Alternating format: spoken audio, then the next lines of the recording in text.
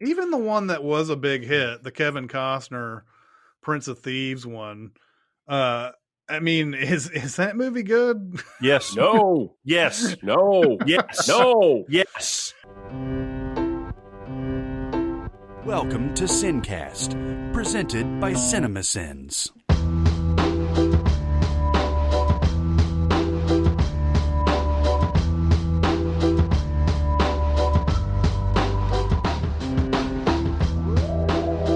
All right, everybody, welcome to the SinCast. This is Chris Atkinson from Cinemasins, joined as always by the voice of Cinemasins, Jeremy Scott. Hello. And from Music Video Sins, Barrett Share. Yow! Yeah, that's good. not a movie ad. That's just Barrett. That was my Howard Dean circa 2004. Yeah. Fun, there you go. We are going to continue on our road trip through London. Our part 3 now, and we are down to the M's. The M. I call British shotgun. Yeah. Which is regular driver's side. What was the movie where somebody called shotgun and they forgot that the seats were on the other side I saw that recently. I know exactly what you're talking about. That's at Men in Black International. Yeah, that's right. Oh, that's what. Yeah. Or he wanted to drive. He said, "I called drivers," and he got in the wrong side. Or something like that. Okay. I'm sorry that I knew that. Well, I was about to say that. I think that was in London, but it's not on our list. It was in several places. Some of it, but it was mainly there. I think for dude. We can talk about it if you want. We don't have to, but it's just I've already funny. said everything I know about it. The movie sucked, and that's it. That's all you need to know. That's right. We're gonna go. We'll start with the M's. We'll see how far we can get, but I don't know if we'll be able to get even through the rest of the list. There's still a lot, but it looks way shorter now. We start off with A Man for All Seasons, based on the Robert Bolt book. I think I read this in high school, and I think I saw the movie, but I don't remember anything. I think it's about Thomas More. Yep. This movie is amazing. Yeah. This is 1966, won Best Picture, has one of the all-time greatest casts ever.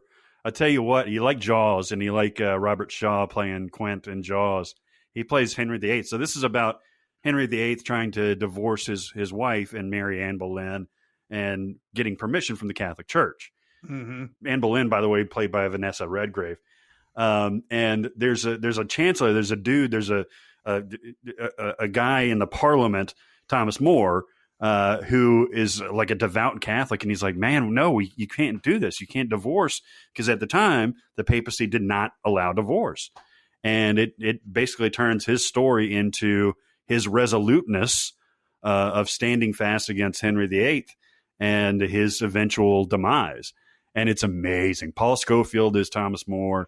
Robert Shaw just kills it as Henry VIII. Everybody's John Hurt.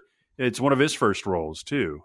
He plays a little squirrely dude, but this movie's amazing. It was. This sounds like the other Boleyn girl, at least the exact same era of history. And I don't know that I've ever seen this. Orson Welles is in this? Yeah, Orson Welles plays Wolsey, the guy who Moore takes over for. And Jesus, I gotta watch this. Oh, this movie's so good. And it holds up. I saw it on TCM probably about 6 months ago or so, and I was just riveted. It's just amazing. Yeah, it won Best Picture in 1966. Paul Scofield won Best Actor. And Best Director Fred Zinnemann. Robert Bolt won for Screenplay, Cinematography, Costume Design, and then Shaw and Wendy Hiller got nominated for acting as well in this movie. She's his wife. Wendy Hiller is, yeah. Mm-hmm. But yeah, this is something I need to either revisit or watch for the first time. I'm sure that when I do watch it, it will be like watching it for the first time, because I don't remember anything about it at all. But I definitely want to see this again. The Man Who Knew Too Much. Alfred Hitchcock made 2 different versions of this movie. Completely different movies, right? I actually don't know. I haven't seen the original one. But this one, I saw the Jimmy Stewart one. Is it Doris Day too? Doris Day. Uh-huh. I saw this one a long time ago, but man, it's been so long. I now don't even remember what it's about. I watched this. I'm really gonna take some heat for this. I watched the first third of this on TCM or one of those channels, and it bored me to tears. And what? I'm sorry. Oh, really? Maybe it gets a lot better later on, and it was just the first 30 minutes was just all set up, but it was just so slow, and I couldn't care. I will get back to it someday, but you actually watched all the stuff that wasn't in London. The rest of the movies in London. Great. It starts off in like Morocco or something like that. Yeah, like some African place. No, that is all set up. So basically they have a case of mistaken identity, like in several Hitchcocks, and they somehow become involved in this international spy plot involving the British Prime Minister and all that stuff. And Jimmy Stewart is a doctor, and Doris Day, funny enough, is a singer. And they get into a lot of intrigue. I thought this was amazing. It's one of the I wouldn't say few Hitchcock movies that I've seen. I've seen a lot of Hitchcock movies, but he's just made a lot of movies. So I haven't seen some of his classic ones, but it's good. Playing off on that title, it's the Bill Murray, The Man Who Knew Too Little. Is this a good movie? Do you guys remember this? No, I remember. It's funny. I remember enjoying it. I was working at Williamson Square when this one came out, and I remember this was in the period of time where Bill Murray was kind of searching again. Like he had done Groundhog Day and What About Bob, but he was kind of in that, where he was doing Larger Than Life and a lot of these bad comedies. And this one came out, I think, like 98, maybe 97. And I remember watching this and I was like, this isn't going to do anything, but I thought this was pretty enjoyable for what it is. I mean, it's one of those where like, the title tells you exactly what you're about to get into. Bill Murray knows nothing, but everybody around him thinks he knows everything. So he's in trouble and he doesn't know he's in trouble. And he goes through this whole thing thinking it's a film being shot. He thinks it's a high end like murder mystery game, right? So Peter Gallagher is his brother, and he's come for a visit suddenly, and Peter Gallagher's got to close a business deal, and he doesn't want his stupid brother around, so he buys him this. I forget what they call it, but it's somewhere between like an escape room and like a murder mystery game with other actors and whatnot. Like so game that's night, why, basically. Yeah, and that's why Bill Murray thinks the entire thing is part of some act. But he very, very early on gets crossed over with some real crime and gangsters.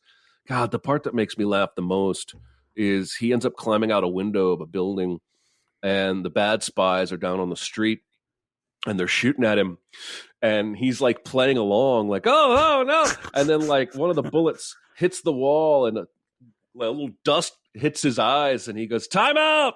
I got something in my eye. And they shoot again and he goes, I said time out, you jack off. Makes me laugh so hard every time I see it. There's a great scene where he's holding a Russian nesting doll that is ultimately the trigger for a bomb. And he's dressed as a Russian, and he's out here with all these other guys doing this fake Russian dance. It's not a great movie, but it is good Bill Murray, and I think it's enjoyable. He does think he's being recorded, though, right? It's not a film, but maybe because he thinks that people are going to be able to watch a tape of this afterwards. I think so. Yes. Yeah. But yeah, the last time I saw it was in 1997. So, I've seen it a few times, and I need to get back to it. But it's made me laugh hard every time. It is that vintage, like actual, because Bill Murray hasn't done that broad comedy Bill Murray in a long time. He's done deadpan comedy, but like this is like What About Bob Bill Murray. He's so silly and stupid, quote stupid, and out of it. And it's funny, like you said, that Jackass line. That's fucking hilarious. Yeah. I remember this movie being funny, but I may be misremembering it. I think you guys have confirmed it. Mary Poppins and Mary Poppins Returns. The second one is awful. I've seen the original Mary Poppins, but the second one I have not gotten around to. I didn't know that. No, we send it, but I was not on that script. I found it. I mean, everyone in there's good. It's just paint by numbers. It's the first movie all over again, and I found that to be creatively offensive. But if you have kids, you probably watched it and enjoyed it, and your kids probably sang the songs. And Lin-Manuel Miranda's pretty good in everything. It's just he plays the chimney sweep or whatever the Dick Van Dyke character, a lamp lighter. Yeah, basically he's doing the Dick Van Dyke role, but Dick Van Dyke is also in the movie. He is. He plays a cranky old banker at the end he's the one that's trying to steal their house.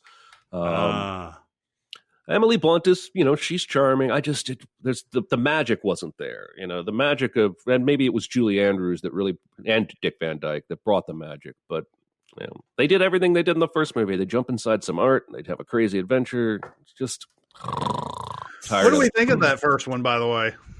I love the first one. I love it too. Yeah, I think it's like you said, completely magical.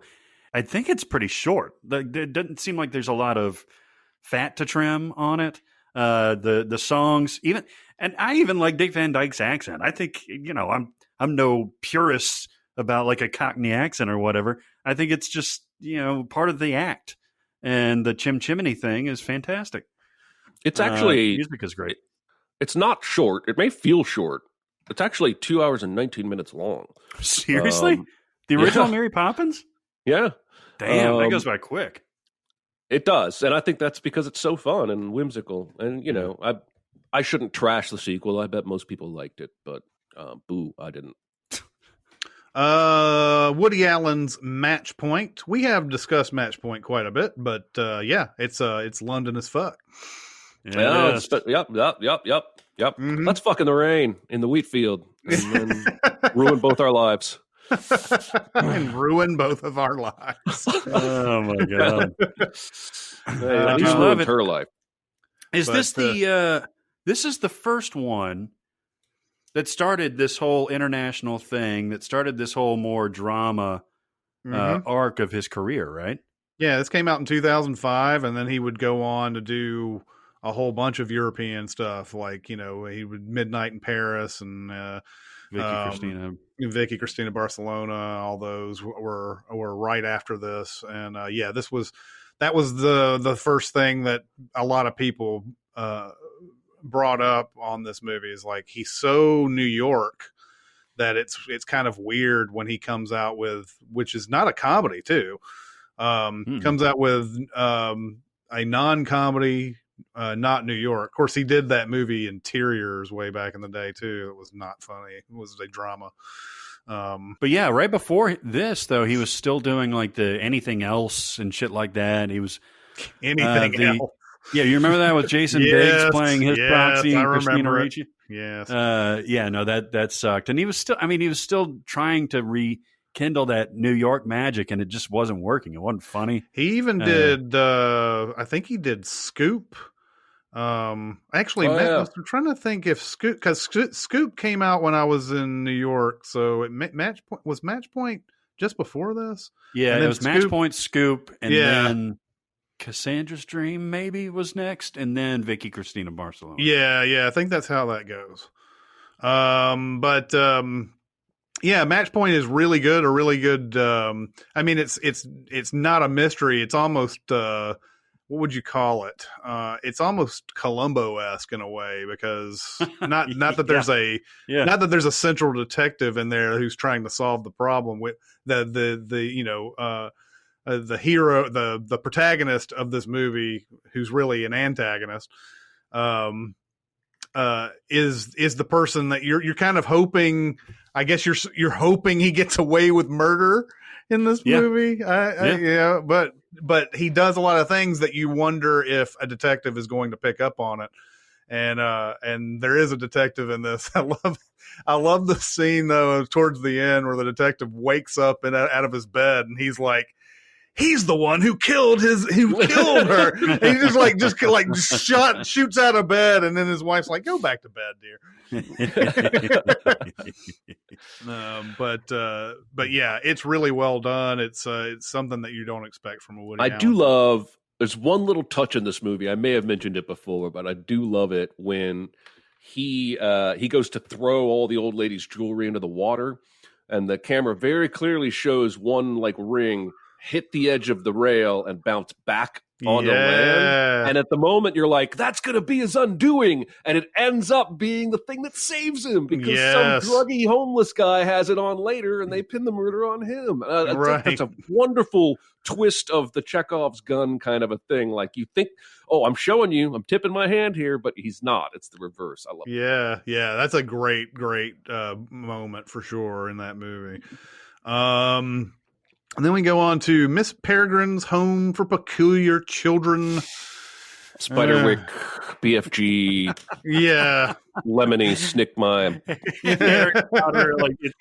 It's a Dark Shadows. It's a little bit of every. Jeremy and I send this one, I think. Yep. It was the most forgettable movie I've ever seen. Ava Green plays an amalgam of every character she's ever played. It's Asa Butterfield, Butterfield, who's the kid in this, and he's charming, and there's nothing wrong with this movie. It's just, it's so forgettable. I forgot scenes halfway through the movie. I was like, is that this movie or another movie?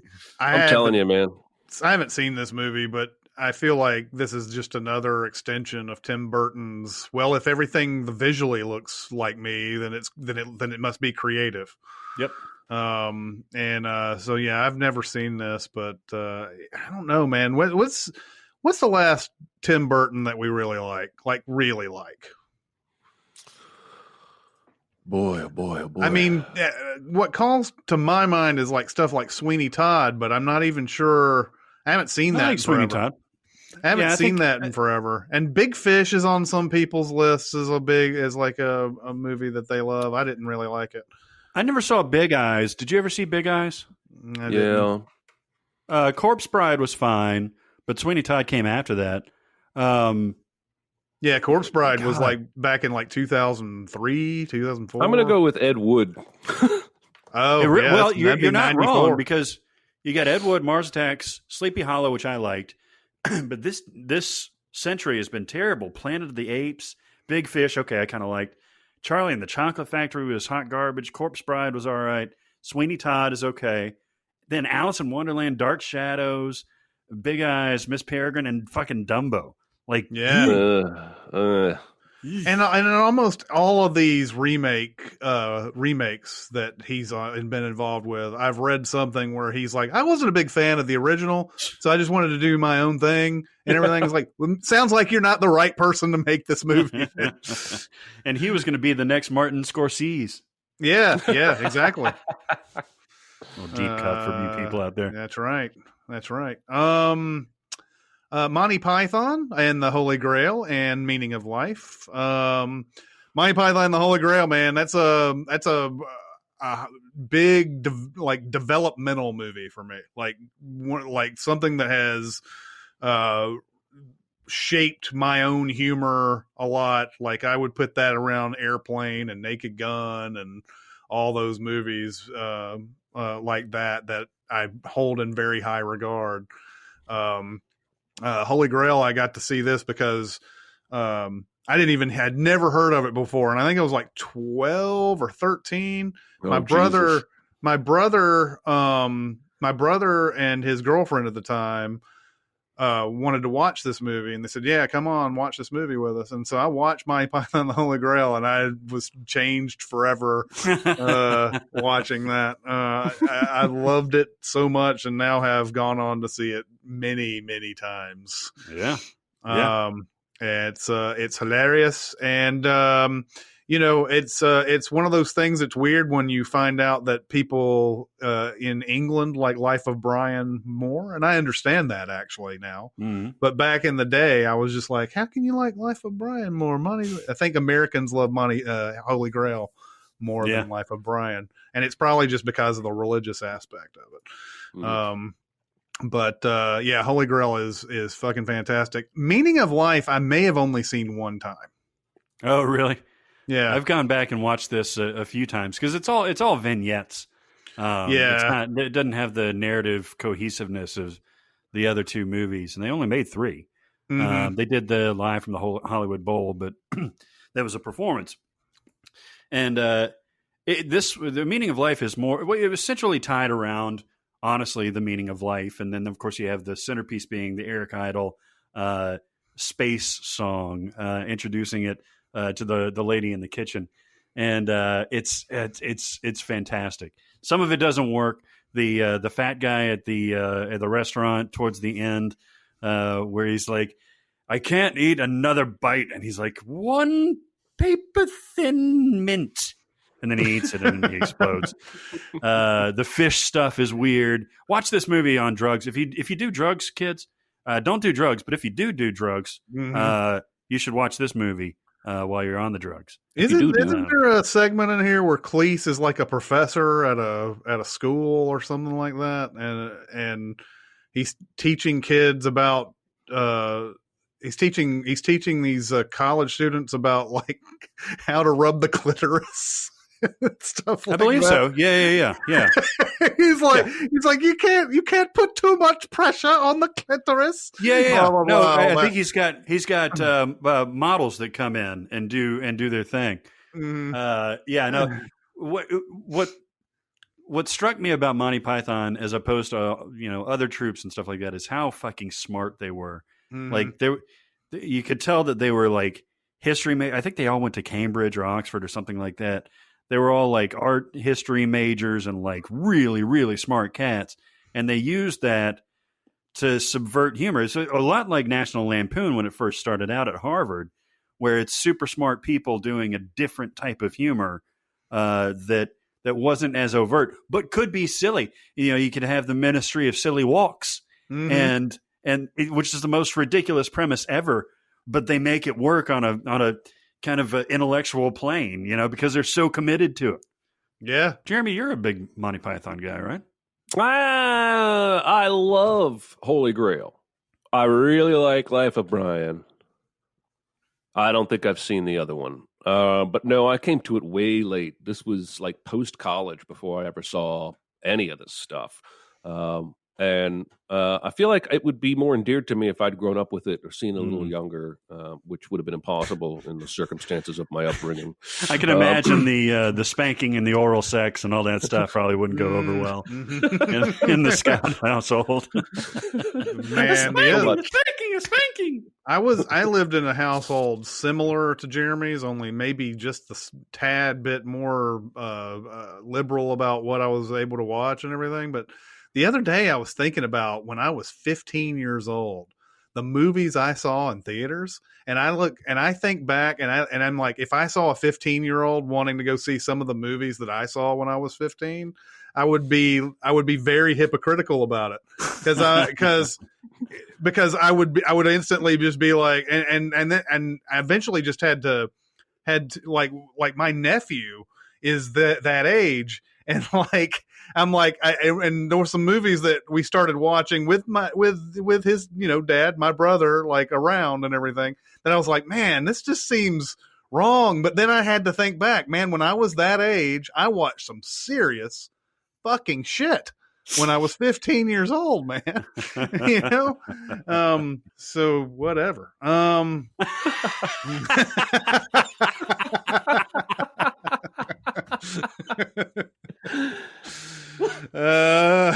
The next one on the list is Mortal Engines. I've never seen it. Stay away. Stay away like it's toxic.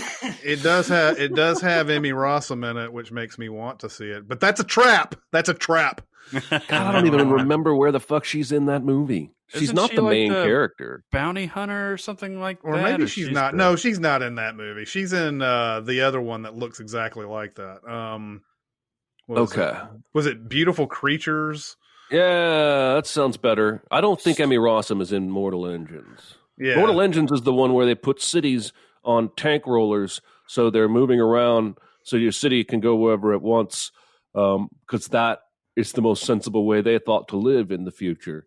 It's like, imagine like lifting up all of downtown Nashville, right? And then putting it on rollers. And it's like, let's go visit our friend Memphis today. Only a lot of these cities are warring with each other and fighting. And boy, this movie really, I think the book is way better from what I've understood from people, and that book fans are able to enjoy the movie in ways that I am not. But it is one big confusing mess that would have played a lot better as a series because it just goes by way too fucking fast. Yeah. It's Hugo Weaving is the bad guy, right?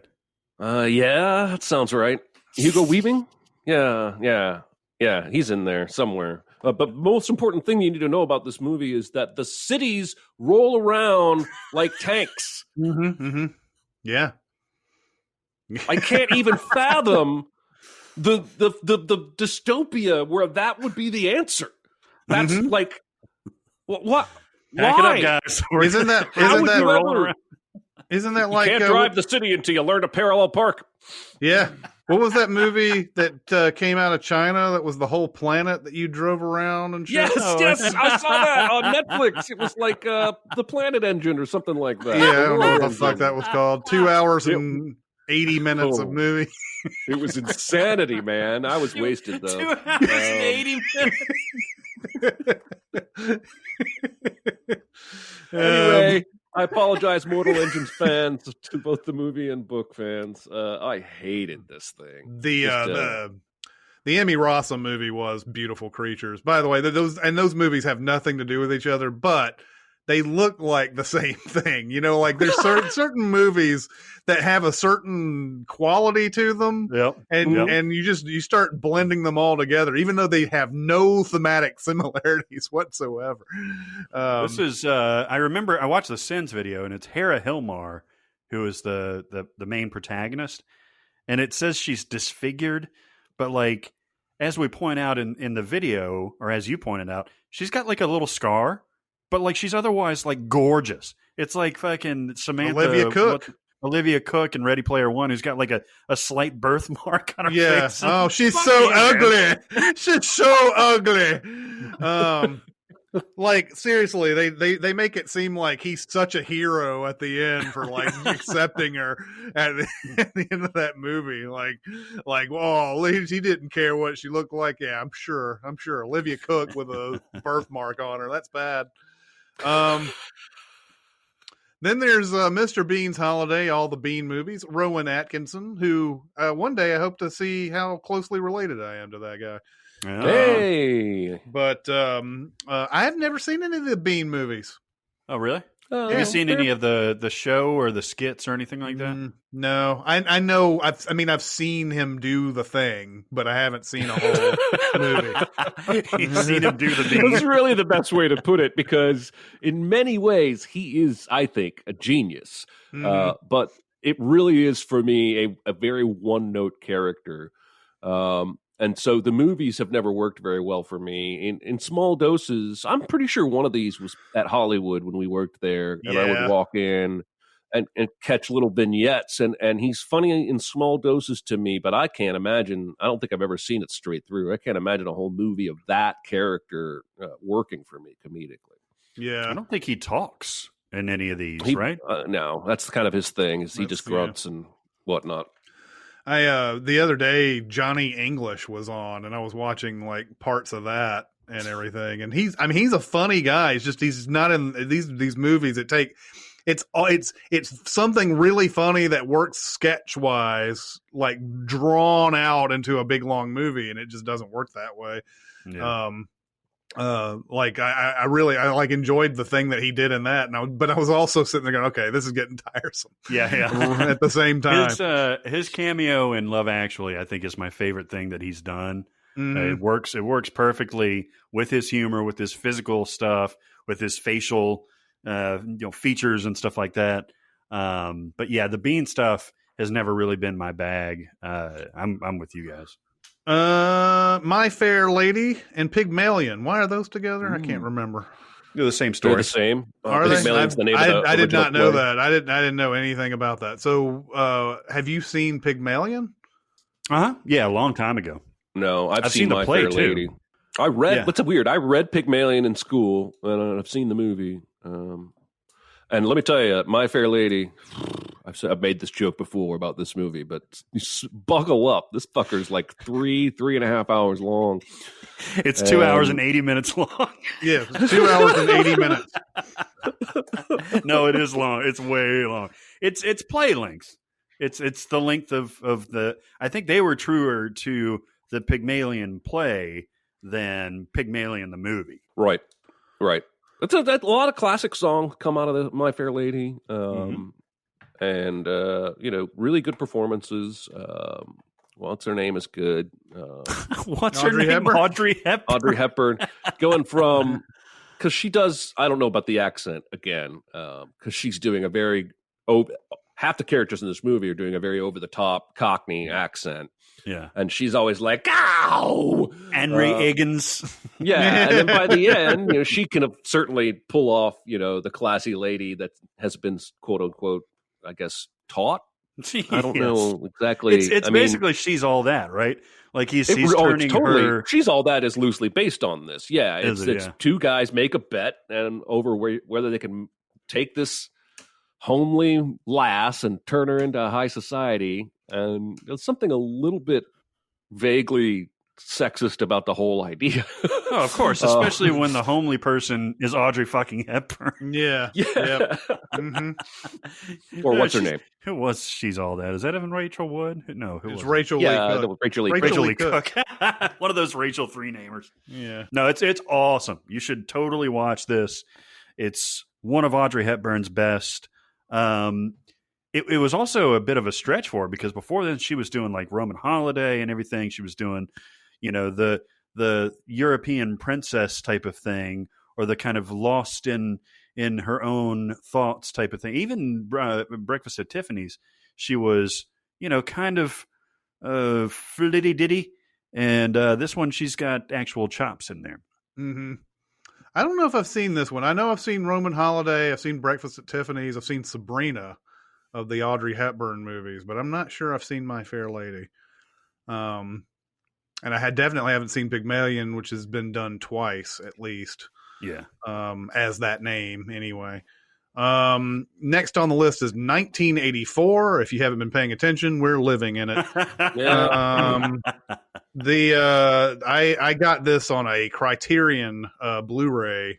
Really? Awesome. And watched this recently. And John Hurt is the main character in this, and he lives in this oppressive society where his job is basically to take newspaper articles and change them to make this and I can't remember what the company or the new society is called in 1984.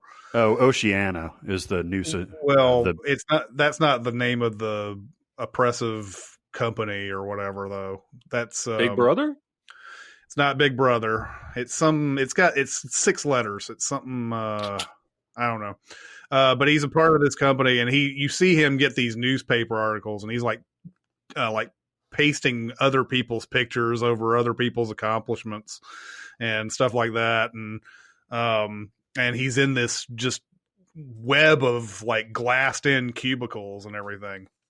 And there are you can get arrested for thoughts. There's thought police in this movie, one thing that he has allowed himself to indulge in, because he has struck up a friendship with this woman, is sex, and like you're not supposed to have sex.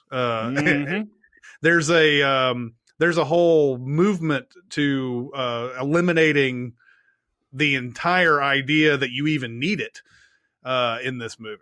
And but he's allowing himself this indulgence, and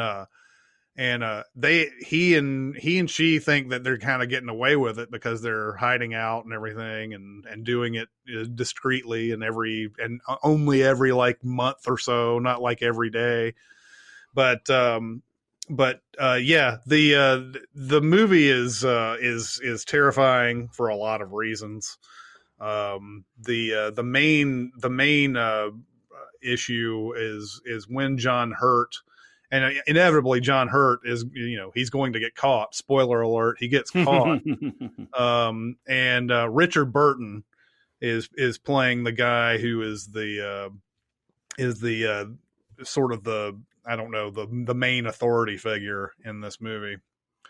There's a scene where he's basically just breaking John Hurt's will, and basically, even when John Hurt gives him the answers that he wants, he's still getting punished for it, because it's not enough to just say, here's what the truth is. You actually have to believe this is the truth.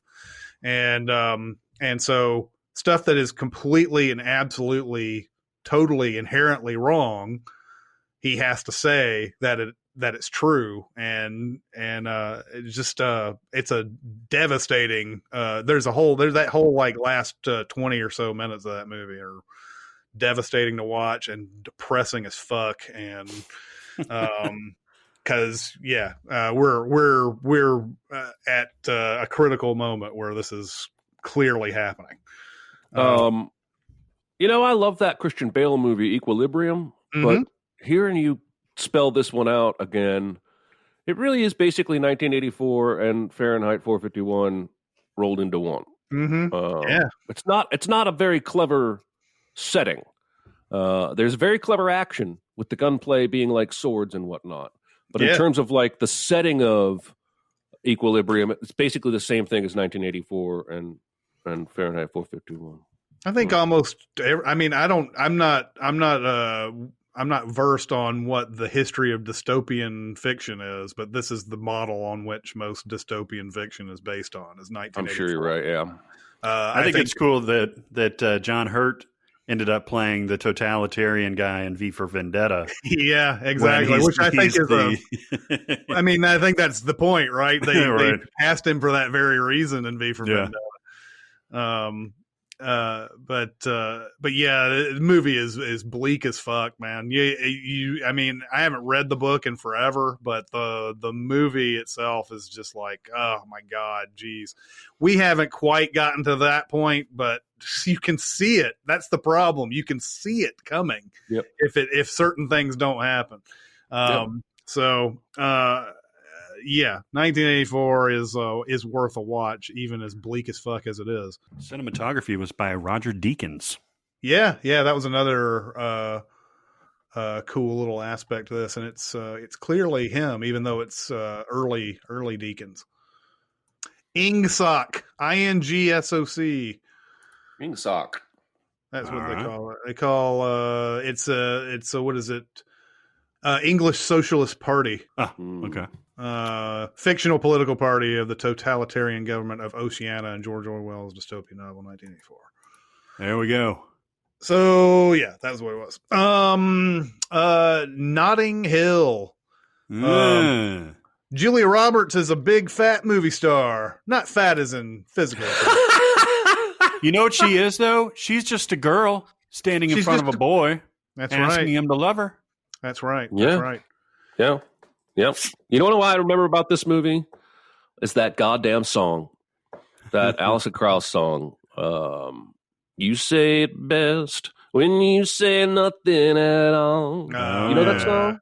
Yeah. That song is all over this fucking movie, and was then all over my life for years after this. But I did like the movie. I only saw it one time. I remember thinking it was very funny. She walks into like he's got a bookstore, right? It's she walks into his bookstore, and I can't remember if it's because she's avoiding paparazzi or if she's like looking for a specific book. I can't remember one way or the other, but yeah, she and Hugh Grant fall in love, and they try to have this romance without paparazzi knowing about it. And of course, that's doomed to fail because she's so big, such a huge movie star. She's basically playing Julia Roberts, right? She is, just like in Ocean's 12. She is indeed. She is indeed. But yeah, that's the whole thing about it. And then yes, of course, he has insecurities because he is dating someone so famous and so beautiful and everything. And that's where that whole, I'm just a girl standing in front of you wanting to be loved and all that. Yeah, Notting Hill's okay. Notting Hill's good. I like it. I think it's much better than The Runaway Bride. Yes, it is. What I really like about this movie is his roommate, Rhys Ifans. Rhys Ifans. Yeah. He's delightful. He's just a terrible human being, but he's hilarious. Yeah, he walks in on her like in the tub or something, a bubble bath, and then he closes the door and he turns around and he's like, "Thank you, God." Yeah, Richard Curtis wrote this, and he went on to do Love Actually. So you have that little connection as well. He must be from London. He must be. Let's see. Nuns on the Run. I've never seen this movie. Isn't that Eric Idle and Robbie Coltrane? Is. Yeah, it is. And it's funny. I remember it being, I think it was PG. So I think I watched it with my family growing up. And it's a couple of gangsters who pose as nuns to get away from the police. Mm-hmm. And it's Eric Idle using his Monty Python female voice every once in a while. Yeah. And it's a silly comedy, but I enjoyed it. The Nutcracker / Four Realms. And see, now this is another one. I've never heard of Four Realms before and did not know it was connected to the Nutcracker. So it's the full name is The Nutcracker, The Four Realms, that just came out like a couple of years ago, right? Yeah. Oh, yeah. It's not two different titles here. It is two different titles. It's The Nutcracker, the regular Nutcracker that has been filmed and on stage a million times. And then it's The Nutcracker, The Four Realms. Oh, okay. Is that the one with Twilight in it? What's her name? Yes. What is her name? God. Kristen Stewart. No, it's the girl who played Mackenzie Foy. Mackenzie Foy, yeah, it's the girl who played the vampire baby. Oh, one who turned from like baby to 13 in like 5 seconds. Oh, right. She's in Interstellar. That's her biggest movie. Here's what I have to say about the Nutcracker. My mom tried to instill some culture in us boys. And one of the ways she did it, God love her, was an annual trip to the Fort Wayne Ballet performing the Nutcracker. Uh-huh. Now, I don't mean to put any shame on the Fort Wayne Ballet. I'm sure they're a bunch of lovely people. But this is not a fun time for a 12-year-old boy. Even one who is taking piano lessons and loves music. This was, and this has happened every Christmas for like 5 years. God love her. Anyway, so I just have this like PTSD about the Nutcracker. I can't endorse the Nutcracker. Is it? You're saying that the performers weren't up to the task of making the Nutcracker watchable, or are you saying that don't like the source material? If you want to get a 12-year-old boy into ballet, don't take him to the Fort Wayne Ballet Company. Take him to New York. Okay. No offense. I can buy that. I do think the music of the Nutcracker, the ballet itself, is outstanding, and I find myself listening to it and singing it usually around Christmas time. I guess because this is when Mom took us to see them. Well, I mean, the whole story is set at Christmas. This is foot and mouth. This is Tchaikovsky's music, right? Mm-hmm. Yep. Yeah, that's what I thought. I can't see how I would ever enjoy watching any version of the Nutcracker. The play is delightful. It doesn't really have a whole lot of structure. Basically, after the lights go off for Christmas Eve, the king comes down to defeat the rat or the mouse people, and the girl helps him do that. And once she does that, then they throw her a celebration, which is the Dance of the Sugar Plum Fairy, and it's all that stuff. And that's where you get all the different themes that you hear every Christmas season. And it can get a little bit tedious, but if you do like ballet, and I love ballet, and you have good, capable performers, it's an enjoyable watch, as long as you're not a 12-year-old boy in Fort Wayne.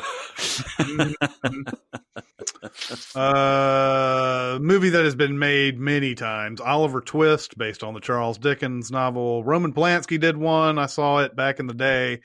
Did you really? That was 2005. Yeah. Yeah, it was not 1972 or something like that where he made it. I don't know what possessed him to make Oliver Twist in 2005. No idea where he was at that point. But what do we think about this story, Oliver Twist? God, I barely remember it. Please, Sir, I want some more. It's all I remember. I read it in school. I know I've seen at least one movie, but I don't know. It's the classic rags to riches story, right? I guess this is the one with the Artful Dodger, right? The guy that teaches him how to like pick pockets and shit. Mm-hmm. Yeah. It's all escaping my memory beyond that kind of stuff. I mean, it's you talk about bleak. Like up, 3/4 of the movie. I mean, he's just horribly mistreated. Poor kid, man. It's just one of those classics that I can dig on. I never saw the 2005 one, which means I must have seen one of these super, super early ones in school or something like that. But sometimes I wonder if Charles Dickens was the only guy writing books at that point in time, because the Christmas Carol. I feel like that's, I don't know anybody that's ever read that. I know a bunch of people that have seen the movies, but every Dickens book I've ever read has been a little plotting for me, and I don't want to be a dickhead, but, just makes me feel like maybe we just didn't have enough to crow about back then, so he got all the accolades. It is more verbose than you're used to. That's what I'm trying to say. He uses 20% more words than he probably needs to in all these things. And it happens. Great Expectations, Tale of Two Cities, all those things are a little bit wordy. Mm-hmm. No doubt about that. Oliver, I think the thing as it relates to movies is that it's been made so many times, it's pretty much watered down at this point. It's hard to, what would you consider the definitive version of Oliver Twist? Well, that's what I'm trying to. It's kind of messing with me. Is that there's a 1919? Well, okay. So there's 7 versions of this. 1909, 1912, 1916. I swear to God, every 3 years. Yeah. 1919, 1922, 1933, and then there was the 2005. I mean, I don't remember the version that I saw being like. I mean, the most recent one before 2005 would be 1933. I didn't think it was that old. Really? I thought there was like a TV movie or something like that. That makes no sense to me. It feels like it had been made 100 times before 2000. Did you see the musical maybe? Isn't there a musical, Oliver? Oh, yeah. That's true. Yes. And like the 70s was a Disney or 80s? One. Yeah. It was a Disney one. Maybe that's what you saw. Yeah, there's one in 97 with Richard Dreyfuss and Elijah Wood. There's a 1940. I've seen that. There's a 1948 68. one. 1982, George C. Scott, of course, because he's in all those Dickens things. There's a 1985 one. There's a 1999 one. There's a million. So it's crazy how many times that has been adapted. It must be like like a free or something to make it. Yeah. Like you don't have to get you don't have to get rights to it or anything. Yeah, actually, there's 23 movies that are derivatives of Oliver Twist, and Oliver and Company was the one. The Disney one. Oliver. It was in 100 1988. years, they're going to be saying there are 22 movies derivative from The Lion King. Yeah, that's true. Very true. And James Earl Jones will be in all of them. He's going to live forever. Then we have The Omen. Richard Donner before he turned into the shouty Richard Donner, I think. That's right. Maybe there's some shouting in this. I don't know. Have you ever heard Gregory Peck shout, really? I think he shouts at Damien a few times. He probably does. but it's probably really like Gregory Peck does. Like, he's like, he can't get the devil. Stop being the devil. The Omen 1976. And then there was I don't know if the remake was in London or not, the Julia Stiles remake, which came out June 6th, 2006. So, wait, are you telling me there's a Julia Stiles movie called The Omen? Yeah. It's a remake of The Omen? Yeah. Wow, that completely that came and went, and I never even heard of that shit. Yeah, it came out in 2006. It has Liev Schreiber in it. It came out June 6, 2006, so that they could have the 666 release. Of course. Yeah, I bet that added a bunch to the box office, didn't it? Yeah, I did see it, and it did not do very well. It came out the same week as Cars 2. No, was it Cars? I think it was Cars that came out that same week. But I don't remember anything about it. I don't remember. I remember nothing. Now the original, I've seen it once, so the big thing that I remember about that is Damien somehow commanding the woman to go to the top of the church or whatever and jump off of it or whatever. But that's he's a bad little boy. He is. Someone's call him the Antichrist. Mm-hmm. But it's regularly the Omen, the original Omen, is regularly put up there as one of the best horror movies ever made. It is so weird though that Richard Donner is behind this. It's one of those movies that immediately you forget that he did that because he's got all these very well known, Superman, Lethal Weapon, all that, and then the Omen. Yeah, but it's fantastic. I mean, it's my kind of horror. It's like it's The Exorcist without the grossness. Like it's that supernatural horror because there's no real threat. This is what I love. There's no real threat, right? It's not like a slasher that's going to overwhelm you and stab you to death or anything like that. It's a creepy horror from this little kid who you can just tell, like he'll smile when he sees somebody dead and that kind of thing. Yeah. And it's just it'll sink into your bones. And Gregory Peck gives a really good performance. I love it, man. This is my kind of horror. It's an obvious sort of follow up to Rosemary's Baby, right? It's got the same. I mean, you could do these back to back, and it's almost like it's a sequel. Yeah, yeah, because he adopts the kid, or they adopt the kid. Hail Satan! Hail Satan! Yeah. Man, if the ending of Rosemary's Baby doesn't give you fucking chills like in the wrong way, you are dead inside. Or a Satanist. You are Satan. 101 Dalmatians. What? And then it gives you a boner if you're Satan. And then it gives you a boner. 101 Dalmatians, the animated movie, and the Glenn Close movie that came out in the 90s.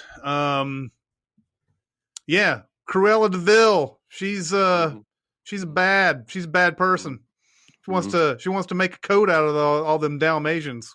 Okay, here's the problem. Let's talk about the villain's plan here. All right, there's a limited number of Dalmatians. You can't start like a fashion line with 101 Dalmatians, right? You can make like 2 coats, and then you're done. 2 coats. Like Gangs of New York.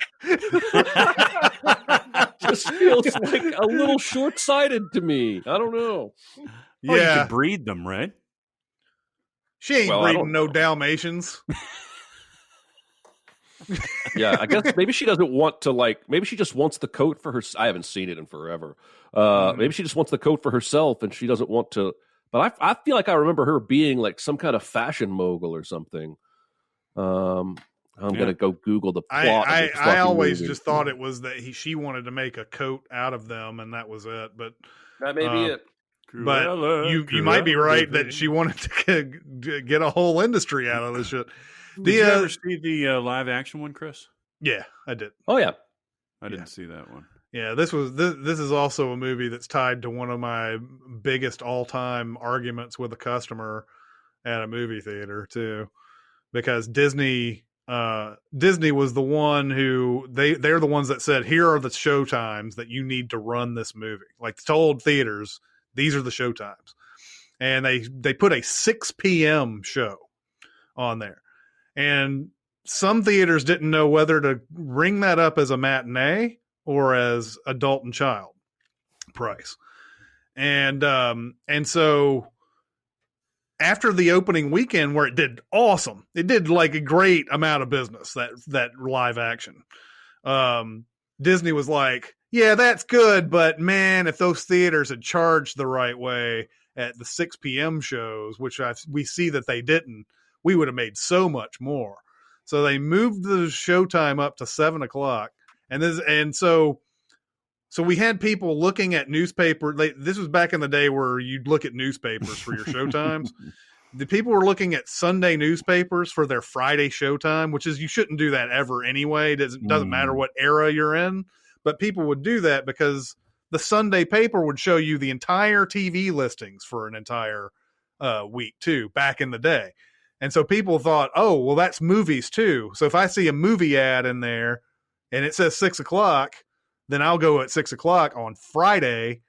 And Friday comes along the second week of 101 Dalmatians. 6 o'clock, we're not even open yet because we only had evening shows. People came up wanting to see 101 Dalmatians at 6 o'clock. And I'm like, the show is at 7. Well, the newspaper says 6. I'm sorry to say that the newspaper is wrong. And, well, you should do something. I'm like, what do you want me to do? Like, I mean, like, and like, while I'm in the middle of arguing with this family, and I'm like, I'm really sorry, but also I'm like a kid. I'm like a 17, like whatever. And I'm like, fuck you too. Like, I'm just, fuck you. Why are you even arguing about this shit? I can't show you the movie. I can't give you fucking refund passes. You're going to have to be pissed off and go home. And or wait a fucking hour. Wait an hour, yeah. But we're in the middle of arguing with these people about the showtime of this movie, which was definitely 7 o'clock and not 6. This person drives up and they're like, "Yeah, you open for 101 Dalmatians, blah blah blah." And I was like in the middle of this, and I was like, "No, man, the showtime has changed." He goes, "Oh, cool, all right." Then he drops off, and I'm like, "Why can't you, the family, be like this?" Anyway. By the way, I did Google, and I was right and wrong. She is a fashion designer, but it looks like she's only trying to make one coat. So okay, there you go. I've always heard that Dalmatians are tough to have as pets. Yeah, they're a little squirrely. Yeah, like they're very emotional indeed. Disney don't give a fuck, man. That's why they made the clownfish in Finding Nemo, which is notoriously hard to have as a pet. They don't give a fuck. It's cute looking. Yeah, exactly. But Dalmatians also get lots of like different kind of maladies and stuff that you have to take care of, and you have to be like really intensively caring for Dalmatians if you're going to own them. But when they're puppies, they're adorable. That animated one is one of my favorite Disney movies from that era. Mm-hmm. It's just pure love and joy. And even when Cruella comes in, they've got that great song that goes along with it. Oh my God, it's so great. Which the Simpsons did a parody of fantastically with Mr. Burns and everything. It's see my loafers made of gophers. All right, everybody, it's time to talk about BetterHelp. BetterHelp. I tell you what, it helps better. This is a great service. This is an online counseling service that was in place long before all this anxiety produced by the pandemic and other societal ills that have been piling up lately. If you've never been anxious before and you're not anxious now, what's wrong with you? I don't want to make light of this, but if you have been considering counseling, but don't really know where to start, which I've been through before, millions of people have been through before, this is an excellent place to start. You go to betterhelp.com/SinCast, and it basically signs you up extremely quickly. Basically, it just asks you a few questions. What do you want to work on? What have you been experiencing lately? I'm sure a lot of people have been saying nervousness, anxiety, stress, that kind of thing. And then they pair you with a counselor that specializes in the field that you have said that you wanted to work on. A lot of times they're in your state. This is international too, so you can do it overseas too. And you get paired up with your counselor. You have a session with the counselor. If you don't like that counselor, or you have a few sessions with the counselor, if you don't like that counselor, you can switch counselors with no judgment, no issues, nothing like that.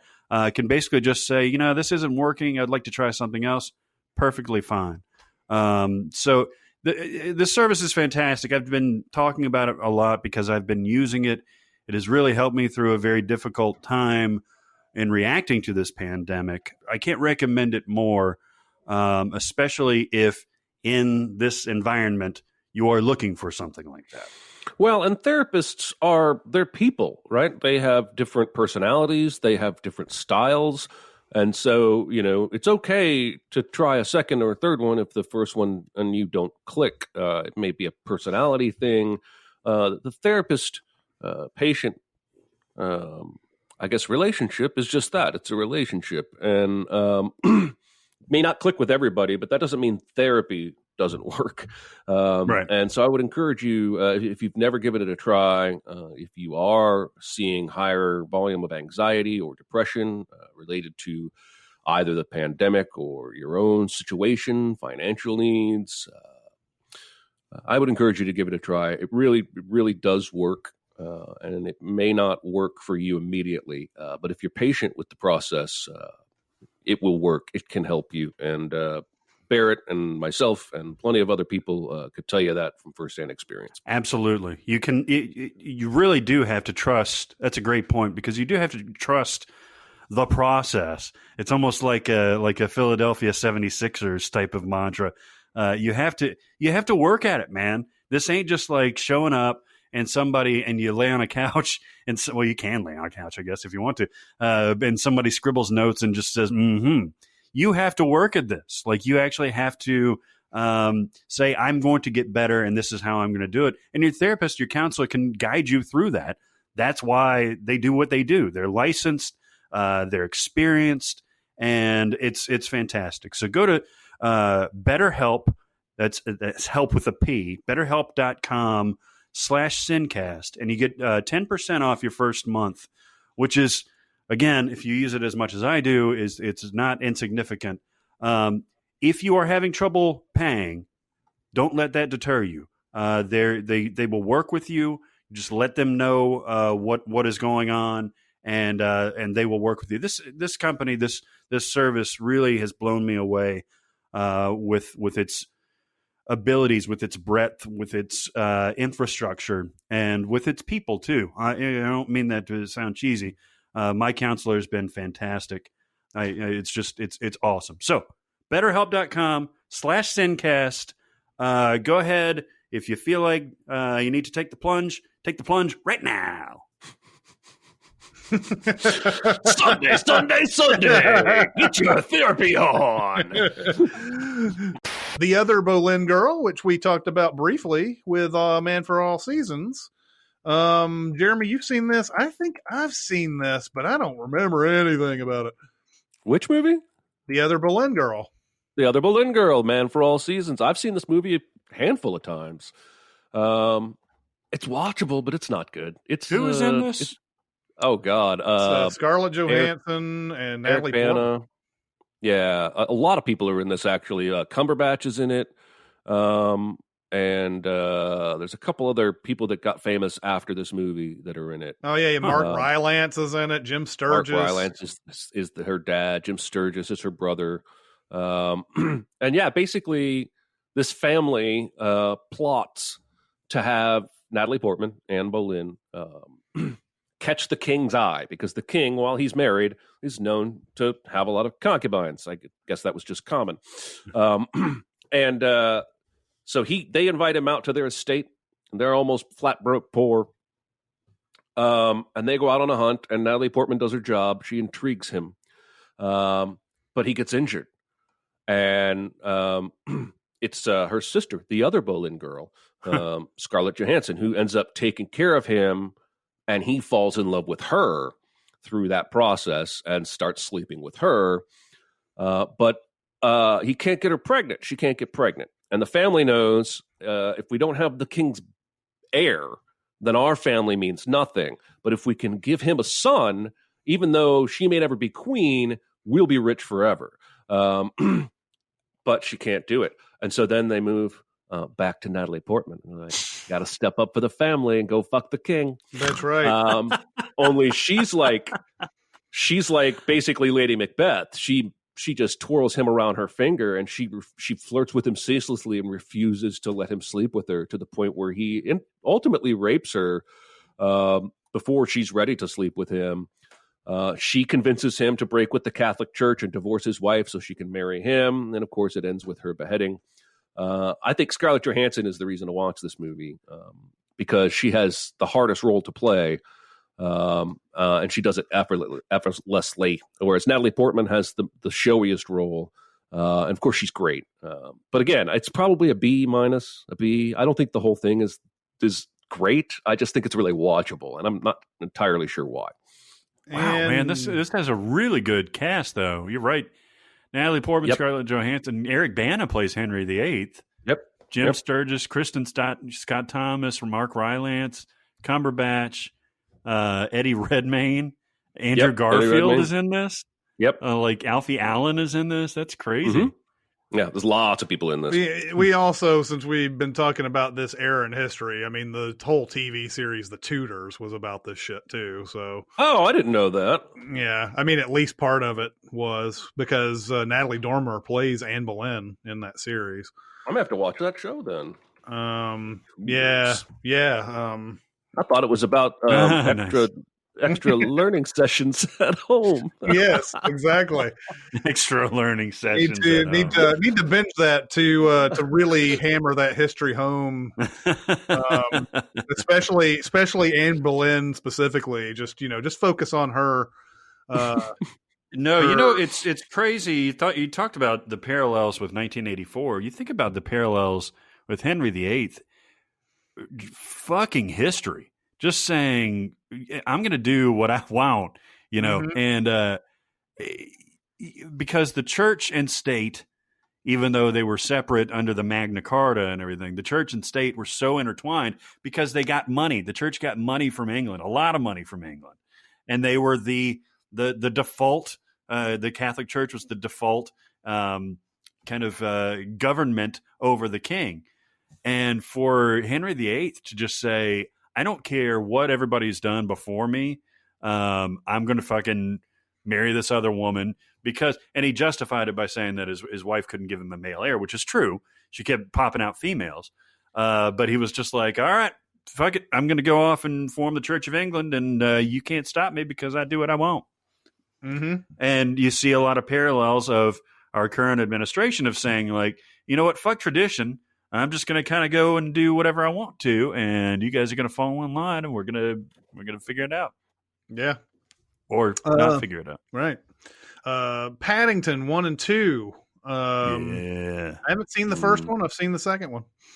Yeah, and I think that's fine. I think they're both good. And the first one, if the second one had never existed, the first one might have a little bit more of a reputation, but the second one is just somehow raw magic bottled up. And if they made a third, I would watch it, but my guess is this would be the best Paddington we would ever see. It's just that good. Yeah. No, is this a horrible bosses thing where you saw 2 first and then you went back and watched 1? No, not at all. Okay. Because in that case, those 2 movies are identical, horrible bosses. And so, of course, if I'd seen the first one first, I would roll my eyes when they did the same jokes the second time. But no, this is a different thing altogether. Yeah, no, and there actually are a couple of jokes that are done a second time in the second Paddington. So much so that when I saw it in a script, I thought that you guys had sent the wrong movie. It was where he was twirling around the earwax and all that stuff with the toothbrushes, which he does in both movies. But yeah, you're right. There's still tons of charm in the first one, but it's an origin story. It's figuring out like how he gets there. And the second one can really just activate on its own volition rather than show where he's from and all that stuff. I'm liking this new Hugh Grant phase of his career where, he's the bad guy in Paddington 2, and he plays a smarmy guy in The Gentleman that came out earlier this year.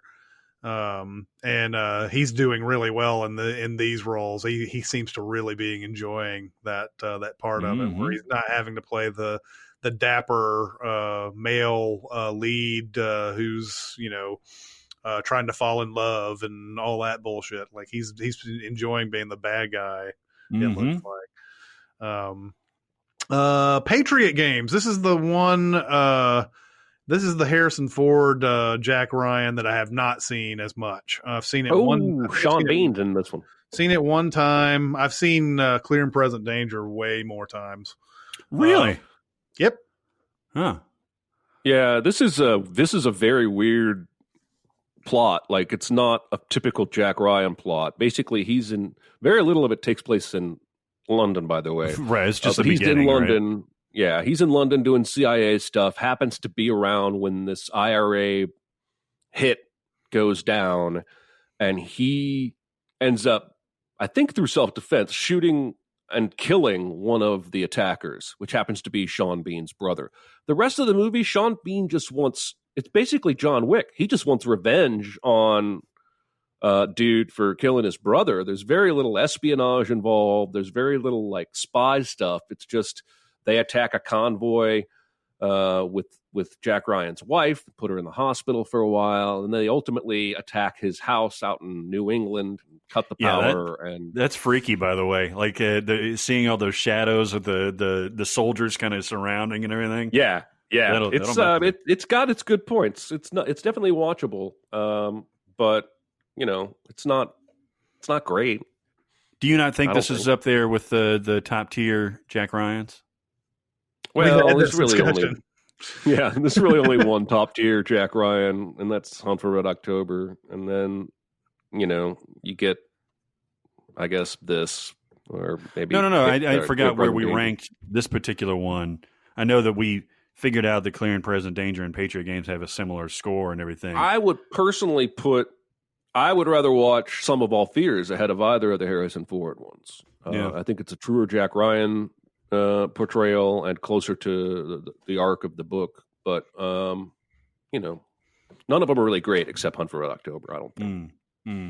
Well, and I enjoyed Clear and Present Danger for a variety of reasons. Just there's a lot of scenes in Clear and Present Danger that I love.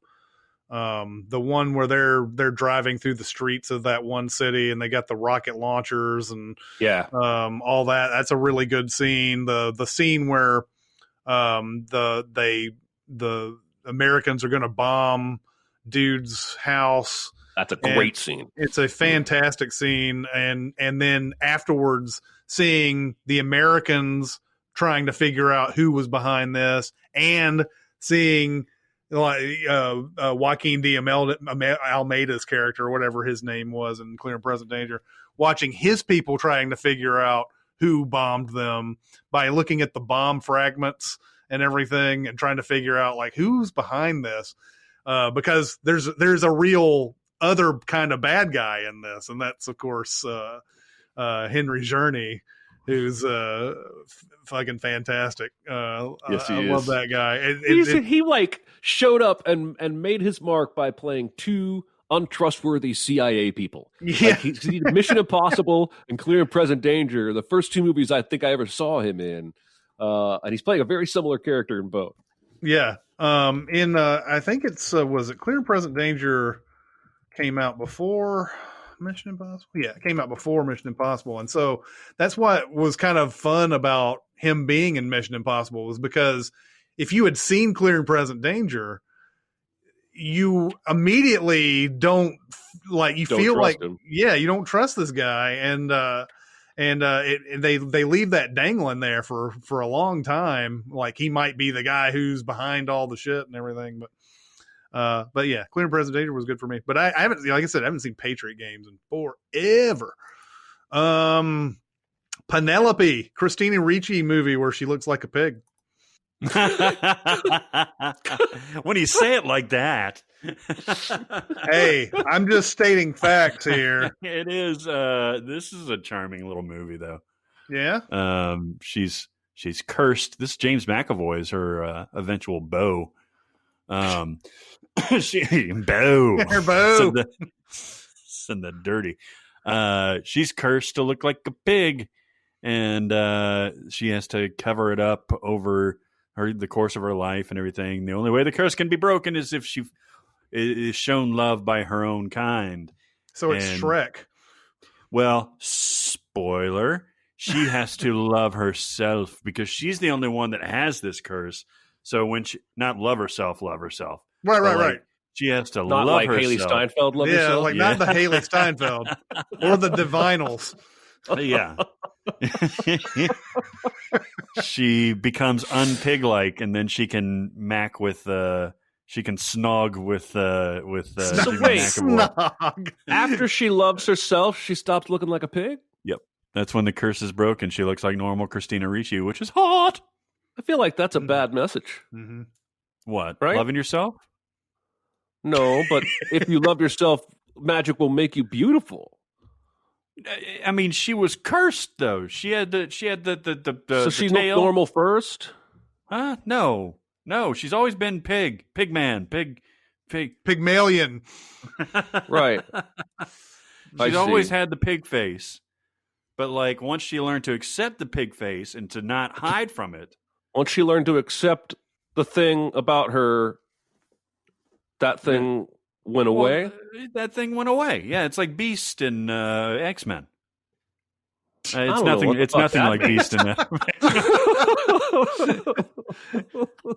All right, never mind. It's like Mystique in X-Men. No, it's not like that either. Peter Pan. Okay, so you're talking about the animated Peter Pan here? Peter Pan, yes indeed. Because I feel like this is another movie and it has been done 500 times. Yeah. And of course, we have already talked about J.M. Barrie and a bunch of other stuff, Finding Neverland, Hook. Jack. I'm J.M. Barrie. J.M. I'll never get tired of doing that. But we've talked about a lot about Peter Pan. What do we think about that original animated Peter Pan? Disney. I love it. Good. Yeah. That's I don't think Tinkerbell wants to fuck Peter in this one. Yeah. No. I think they're just buddies. And so he takes Wendy and George, right? To the hilly brush. To the hilly brush. Come, Wendy. And he takes them to Never Never Land. And it's got all the songs and all that, right? And it's delightful. And it's got Captain Hook is the perfect kids movie villain because he's goofy enough to not be too threatening, but he's got some element of danger to him. I was in this play in fourth grade, and I was Captain Hook. Ooh, and I got ate by an alligator. Nice. Or a crocodile. How about the Arrested Development version? You're a liar, Hook, and I'm gonna throw the book. You remember that? Flashback to the musical he did. I don't know why I remember that. Was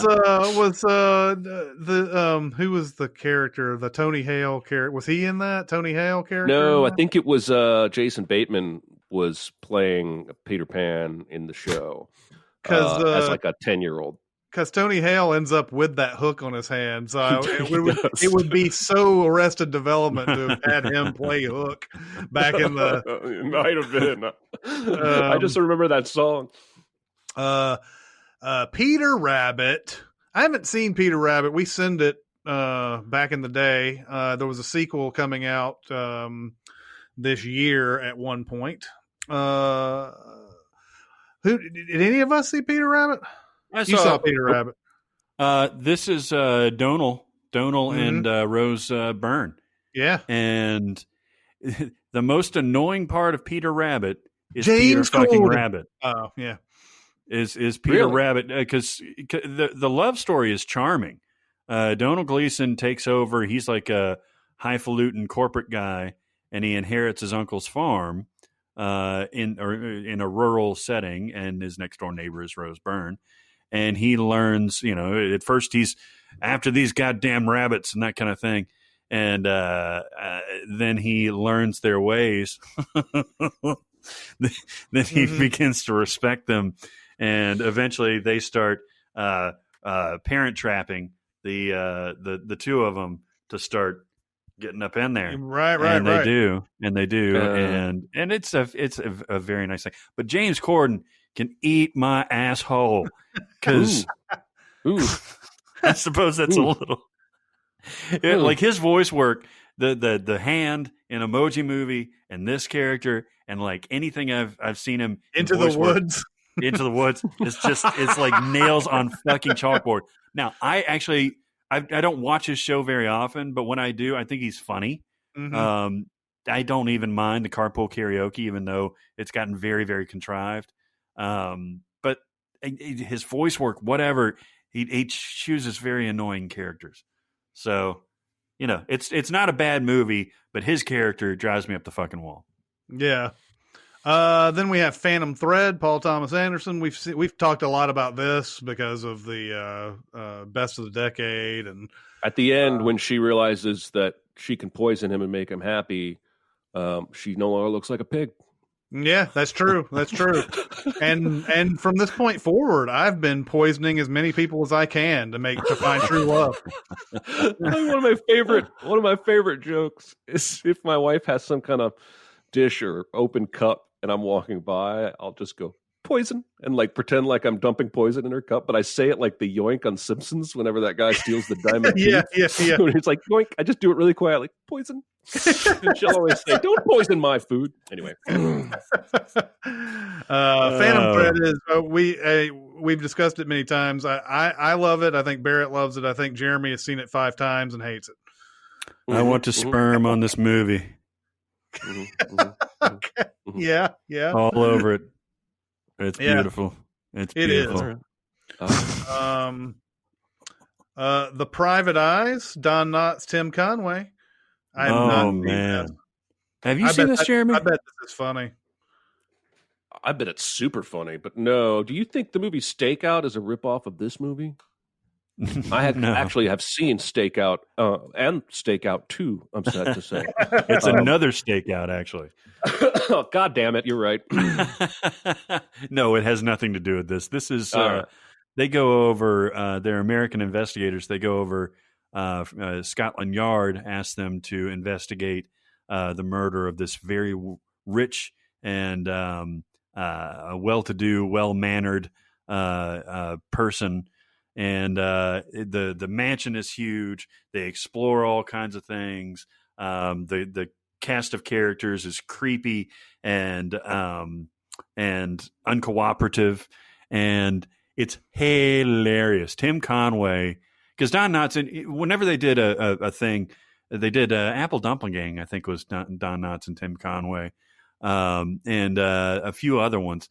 Whenever they did that bit, it was always Don Knotts as the straight guy, and then Tim Conway as the kind of crazy man, right? Mm-hmm. It was like Dean Martin and Jerry Lewis. And with this one, it's just absolutely hilarious. I've watched it a million times. It was 1980 when it came out. Of course, we had the VHS. And it was PG. It was a murder mystery, but it wasn't anything violent or anything like that. So I watched it from an early age, and it's so good. Well, and this is a Sherlock Holmes parody too, and it's got to be like 100 times funnier than that Holmes and Watson. Oh, it definitely is. It definitely is. Yes. Yeah, I need to see this. Yeah, I think you dig it. It's got a lot of absurdist humor. And I love Tim Conway, by the way. I thought his humor was very almost Bob Newhartian, very Midwestern type of mentality. Yeah. And it got me every time. I used to watch him on Carol Burnett. That was man, me too. I used to see the reruns. My dad would let us watch that, and they were always hilarious. Yeah, him and Harvey Korman and Burnett or so. I mean, these were really funny. That was really funny stuff. The Prestige, obviously. Love the fucking Prestige. Christopher Nolan made this movie after Batman Begins, and you would think after Batman Begins, Christopher Nolan was hot shit and people would go watch this, but he was not hot shit. That's why I always have sort of I argued with some people about Inception when it came out as to why people went to go see that movie, because it was so bonkers looking. Yeah. It was a huge hit, Inception, and like it's a hard sell. It's a really confusing type of movie and everything. And a lot of people were like, well, Christopher Nolan is a star on that. I was like, I think people came to see it because DiCaprio was in it, but but he had done The Dark Knight by this point. And I think that maybe some people had gotten on the Christopher Nolan bandwagon by that point, but I don't know. I think Inception is what made Christopher Nolan a star name, but The Prestige, meanwhile, comes out between Batman Begins and Dark Knight, and nobody saw it. Nobody saw it in theaters. Yeah, between my two big budget superhero films, I'm going to quietly go off and make one of the best movies ever made. Hugh Jackman and Christian Bale, they get all the glory for this movie, as they should. But Rebecca Hall? Yeah. Rebecca Hall is great in this. Scarlett Johansson's great in this. Piper Parabo's great in this. David Bowie's great in this. Yeah, David Bowie. And even Andy Serkis. I think Andy Serkis is great in this.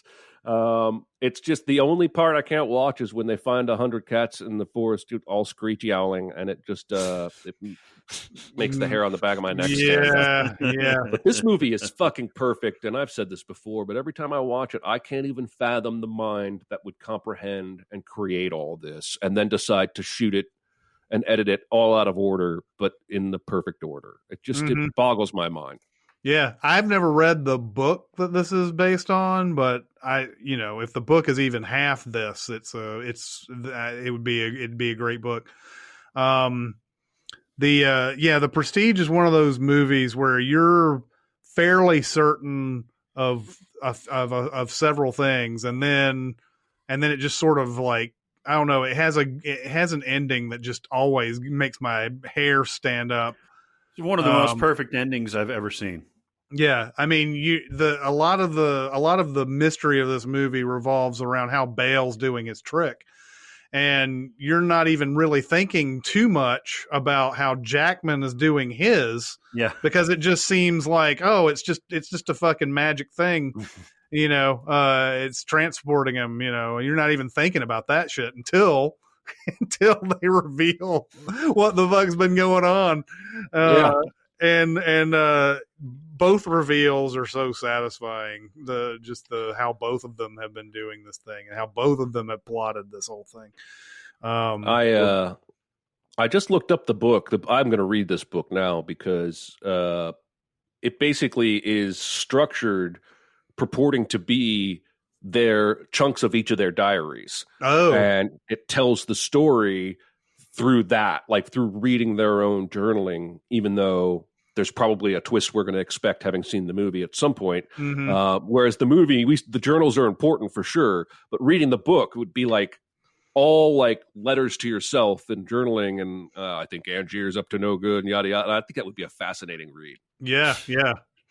I definitely want to read this now. But yeah, The Prestige is fan-fucking-tastic. We've talked about it 100 million times, but if you haven't seen that movie, you need to go see it. Now, I have heard some people have gone on Facebook and said they don't like The Prestige, but they're wrong. Totally. The only Q on our list is The Queen. The Queen! God save the Queen! Yeah, Helen Mirren is fantastic in this. She plays the Queen. Michael Sheen plays Tony Blair. And it's Stephen Frears again. Yeah.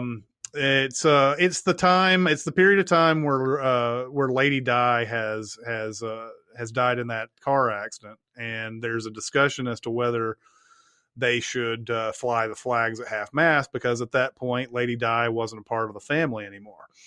And so the whole it's a series of discussions between the Queen and the Prime Minister, and whether or not she can be convinced to finally do that. Yeah, I mean, considering that she is the mother of two children who will be royalty, who are royalty. So that's the gist of it. It's there for Helen Mirren. That's a great performance from her. Right off the bat, you'll be drawn in, because she gives this little look to the camera. It's a fourth wall kind of breaking thing, where she gives this look at the camera and this kind of like, you're in for some shit here. Did she win the Oscar that year? I do believe she won, yes, for this. But yeah, she's fantastic in it. Of course, Michael Sheen's great in it too. Okay, here's a movie that I never saw, but I heard was kind of fun. Reign of Fire. Christian Bale, Matthew McConaughey, dragon movie. This movie, premise-wise, is bonkers. It's like post-apocalyptic and dragons. And it works. It's like Mad Max with dragons. Do you like it? I love it. Yeah. Do you really? Do you? Yeah. Do you hate it? No, I don't hate it. I just thought it was so preposterous. And of course, Gerard Butler's in it.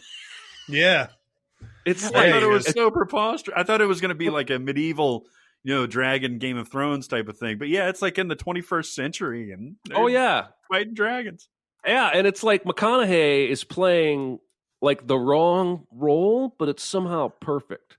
Like he's playing like the hard ass, like the gnarly, grizzled veteran, instead of what we know him for, like the hey.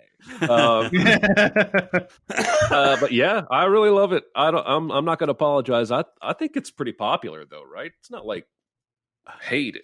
Wow. I mean, you don't hear people talking about it that much. It's 40% on Rotten Tomatoes. 42% is bad. I love it. I'm going to have to watch this again. This was 2002. I watched this, at my apartment in Bellevue over here. And I remember thinking, like, maybe I've drank too much tonight, but this movie seems fucking bonkers. And both were true. Restoration. I remember this movie coming out. Oh, my God. But you don't like this one? Is this the one with Meg Ryan and Robert Downey Jr.? It is. Yeah, this movie's terrible. Sam Neill, David Thewlis, Ian McKellen, Hugh Grant, Ian McDiarmid. There's a lot of people in it, but was this? I'm not even sure if this. Yeah, it won 2 Oscars. What are you talking about? This movie's terrible. This movie is awesome. Well, it's not awesome. I hate it, but it was watchable. Art direction and costume design. Yeah, exactly. It had awesome art direction and costume design, and so that forgave some of the issues with the actual film. What did you have? Why do you hate this movie? It's boring. Bad accents. Yeah, there are some bad accents. There you go. Meg Ryan has an atrocious accent in this. Yes, she does. Yes, she does. That's not surprising. Hey, who should we get to play this British girl? Meg Ryan. Yeah. That was back in the day, man. They only knew like 3 British actors back in 1995. Exactly. It's like, well, we put Emma Thompson in everything. We're working her out. We're working her out too hard, man. All the Robin Hoods. Talk about a franchise or a story that has been done way too many times. Robin Hood. Like even when a Robin Hood fails, like they're like 3 years later, they're like, well, maybe we can make this Robin Hood and it'll be good. Okay, I haven't seen the most recent 2, the Russell Crowe one and the Taron Egerton. Taron Egerton one. Have either of you guys seen either of those? I have not. I saw that. I've seen the Russell Crowe one. I've seen the Russell Crowe one is Ridley Scott, and it's like it's boring as fuck. I heard it's super boring. How do you make Robin Hood boring? I don't know. I mean, they even just title it Robin Hood. It's well, and the Jamie Foxx, Taron Egerton one is like somehow a metal Robin Hood. It's like Zack Snyder's Robin Hood. Yeah. Even the one that was a big hit, the Kevin Costner Prince of Thieves one. I mean, is that movie good? Yes. No. Yes. No. Yes. No. Yes. No. No, you're right. It's great. It's not good. No. It's fucking great. It's awful. Why are you so forgiving of shit? What are you talking about? Why are you so forgiving of shit? It's fucking great is what it is. No, it's not. It's awful. It's awful. It's terrible. Awful. Kevin Costner? Yes. Kevin Costner. That's all I have to say. Okay. Yeah. The accent? That's all I have to say. Fine. Okay. The action status. No. The bow and arrow bullshit.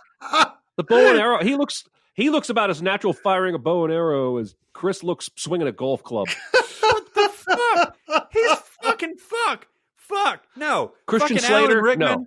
No. Guy of bad. Gisborne. Fucking spoons and fucking and naked butts on No, it's fucking all nostalgia. Christian Slater. This is all nostalgia talking. No, it's Brian Adams. Like it's fucking. He's you just called Brian Adams a good thing about this movie. Everything I do, fuck you. No, it's so good. Apologize for Brian Adams on countless occasions. This movie's awesome. I don't know. I can't. I don't remember it being awesome generally, but I thought it was fine. I thought it was good. I saw it when I was 14. Don't think I've seen it. Maybe I've seen it since. I'm not sure. Yeah, I watched the shit out of this movie. It's and I send the shit out of this movie. But Alan Rickman is magic in this as the sheriff of Nottingham, and the gravelly voiced Willow guy that plays Guy of Gisborne is awesome in this. Michael Wincott. Wincott. Yeah. He's awesome. Friar Tuck is awesome. Fucking Aziz. Morgan Freeman. He's awesome. Mm-hmm. Okay. Mm-hmm. All right. Movie's rad. You don't know what you're talking about. I think Mary Elizabeth Mastrantonio is pretty. She is, and she's very good in this. She's doing what she can with the thing. In fact, she fights Robin Hood.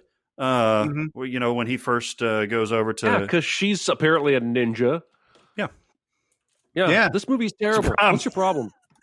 Do you not like Rickman's performance? No, Rickman's great. That doesn't make the movie great. What is the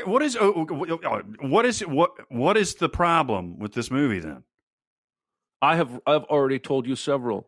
Kevin Costner's accent, Christian Slater's presence, the plot, all of the fire arrow warfare in the woods that somehow doesn't just burn down all the woods. This movie's terrible. I kindly invite you to watch it again and think upon the decisions you've made. I have watched it recently. I fucking sent it last year? And I fucking loved it all over again. All right. At least I am willing to say movie X isn't very good, but I still love it. Whereas you're like trying to make it all like, I like it, so therefore it's quality. No, it's quality, and I like it. It's the inverse. Let's move on. But I do love. I think the last good Mel Brooks film was Men in Tights. Men in Tights. Yeah, I just want you to know clear. Robin Hood Prince of Thieves is a 51 on Rotten Tomatoes and a 51 on Metacritic. So I'm in the majority. By 1%. By 1%. You take that. That's all you need. If that's going to help you, there you go. I want to be the majority. The next one on the list is Rocket Man. I have still not seen this. This is also Taron Egerton playing Elton John. Ladies and gentlemen, Elton John. Wait, Elton John is British? Yeah, apparently so. That's the most disappointing thing about him. It's a big run on gay singers that were very popular in British lore. Chris and I went. What, Bohemian Rhapsody and Rocket Man? I thought you said stingers. Oh, gay stingers? What is a gay stinger? That's what I was sitting here scratching my head over. You're like, gay stingers. And I was like, what the fuck is a gay stinger? We're going to have to cut that out. I don't know if I want to know. Yeah. Do you remember when John Lovitz used to do that Mr. Annoying character on the news on SNL? Mm-hmm. And one day he was interviewing somebody who was playing Frank Sinatra. And John Travolta says, "Would you be attracted to a gay bee?" Oh, yeah. And Sinatra goes, "Gay bee? What the hell's a gay bee?" And I don't know why I remember that exact exchange, but it stuck with me for 25 years. All right. What the hell's a gay bee? Yeah. Rocket Man, by the way, is really, really, really, really good for about 51% of the time. Because they use these fantasy sequences to kind of visualize his music, especially the early stuff. Mm-hmm. And when it does get to Rocket Man, the actual song, that visual and that whole sequence is fantastic. Right after that, cliche-ridden fucking biopic, goes to rehab, learns his lessons, life is good, got a boyfriend, got a husband. Sings at Live Aid. Sings a live. Yeah, exactly. And drinks his vodka. Right. No. I mean, it was really disappointing towards the end because I had really enjoyed it up until then. Mm. And this will round out our list today. And this is a movie that I've been told that I need to watch, and it's just something that I just haven't been able to get to over the years. Rock'n'Rolla, Guy Ritchie's Rock'n'Rolla. And I love the Guy Ritchie that does these type of movies. The Lock, Stock, and Two Smoking Barrels, and the Snatch, and all that. I like. And this is after those two, right? What's that? Rock'n'Rolla came after those two, right? It came did. after Snatch. It and did. Yeah. It did. Yeah. Jared Butler's in it. I know, and there's a million others. It's fucking crazy if Jared Butler's in it. Yeah. Tom Wilkinson, Tandy Newton, Mark Strong, Idris Elba, Tom Hardy, Toby Kebbell, Jeremy Piven, Ludacris. You just named a bunch of actors, and you said Ludacris. I did. Hey, Ludacris was in Crash. He was in an art movie. So You're right. So you haven't seen this, Jeremy? Have you seen this? Nope, I have not. But it sounds interesting. It doesn't look like it's very well reviewed. I've heard it's great. It's got a 7.3 on the IMDb, and everybody I know who has ever seen it has told me that you need to watch it. Yeah, it is fun, and it is. You're absolutely right. It's still maybe the last one of his British crime type of things, right? But this was fun, and Gerard Butler, I think, is a very nice leading man in the mold of Jason Statham, who used to do these for Guy Ritchie before then. Well, I think The Gentleman is sort of a return back to that style. That's what I heard. It's I don't think it's as like batshit crazy as those earlier movies are. Like you watch Lock, Stock, and Two Smoking Barrels, and it's just there's just mass insanity and coincidences and things going on all at once. Whereas The Gentleman, it's got a lot of that, but I think it feels like it's a guy who's definitely like a little bit older and a little bit more mature making that movie. Even though I think I still prefer Lock, Stock, and Two Smoking Barrels in that situation. But The Gentleman's really good. But Rock'n'Rolla is a movie that I need to see. I need to see it. I know. Yeah, I already know. It's good. It's good. I think that'll be everybody's homework until next week is to watch Rock'n'Rolla. Yeah. That'll do it for this week. I'm thinking we will finish this the next time. There's a lot of British movies to get through. Well, we haven't even done like all the British countryside either. Like we've done mostly London. But anyway, what did you think? What do we need to see? What do you need to see? Go to SinCast presented by Cinemasins on Facebook. We're also on Cinemasins Twitter, Music Video Sins Twitter. We also are on SoundCloud, Discord. If you want to get on Discord, you can go to our Reddit page and find a link on the right side of the page, or you can go to the Facebook page and private message me, and I'll give you a link there. And we got some new merch. Yeah. This merch blew me away. I even knew what it was, but until I saw it, I was like, holy shit, that's really awesome. I would like everybody to know that I was the very first customer of the new merch store. And we were on the company Slack chat right after I went on, because she said the store's live. And I went on and spent like maybe 10 minutes loading up my cart because I want a lot of this shit. And then I go back to Slack and she's like, we just got our first sale. Oh my God, they bought this shirt and this shirt and this poster and this shirt. And I was like, that was me. Yeah. We're robbing Peter to pay Paul. But there's a lot of stuff. Like when we went through that, the amount of sheer things that are available, I was like, damn, went overtime on that, huh? We got leggings. Yeah. Leggings, mugs, cloaca shirt. Shirts. A lot of SinCast and Behind the Sins and MVS and Cinemasins and all sorts of stuff on that Teespring. Got some rad posters on there too of Cinemasins, TV Sins, and music video Sins that a company called Brutal Posters did for us, and they came out ridiculously well. And, gotten really good reviews from those. So pick them up. We got a poster that makes us look like we're in the Dark Knight, and and Barrett looks like he's in Moulin Rouge or some shit. Well, it's the I Write Sins, Not Tragedies. Right. So yes. But that poster looks rad. But there you go. Get some merch. But that'll do it for this week. It's Chris Atkinson, Jeremy Scott, and Barrett Scher. We'll see you next time. Thanks for listening. Comment on our episodes on our SoundCloud page. Check us out on YouTube, Twitter, Facebook, and Reddit. And be sure to visit cinemasins.com.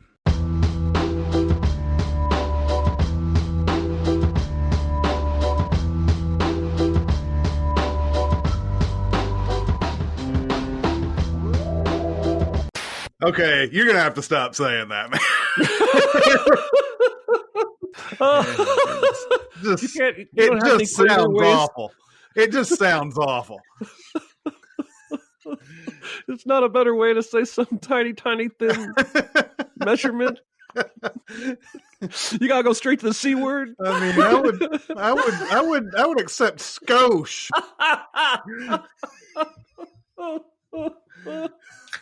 Who puts that in your brain?